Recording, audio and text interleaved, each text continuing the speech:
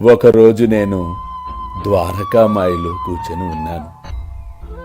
అకస్మాత్తుగా అదే మన అమరావతి నివాసియకు దాదాసాహెబ్ కాపర్దేవ్ ఉన్నాడు కదా, అతని భార్య తన చిన్న కొడుకుతో కలిసి నా వద్దకు వచ్చింది. షిరిడీలో చాలా రోజులు ఉంది. ఒకనాడు ఆ కపర్దేవ్ కుమారునికి తీవ్ర జ్వరము కూడా వచ్చింది.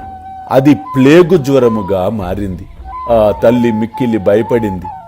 నా వద్దకు వచ్చి, పిచ్చి తల్లి, బాబా, నువ్వు నాకు అనుమతిస్తే అమరావతి పోయి నేను వైద్యుడికి నా బిడ్డను చూపించుకుంటాను అని అడిగినప్పుడు నిజంగా చాలా బాధ కలిగింది. వెంటనే ఆ తల్లితో, అమ్మా, ప్రస్తుతము ఆకాశము మబ్బులు పట్టి ఉన్నది. కొద్దిసేపటిలో మబ్బులన్నీయూ చెదిరిపోయి నిర్మలమైన ఆకాశమును చూచెదవు అనుచు నా చేతులను పైకెత్తి చూపగా నా చంకలోని కోడిగుడ్లంత పరిమాణము గల ప్లేగు పొక్కులను చూచి ఆ తల్లి భయకంపితురాలయ్యింది. అప్పుడు చెప్పాను, అమ్మా, నా భక్తుల కొరకు నేనెట్లు బాధపడదనో చూడుము. వారి కష్టములన్నీయూ నావే. నీ బిడ్డకు కొద్దిసేపటిలోనే త్వరలో రోగము మొత్తము తొలగును, దిగులు చెందకు అని ఆశీర్వదించి పంపాను. అలాగే జరిగింది. అల్లా మాలిక్. అల్లా అచ్చా కరేగా.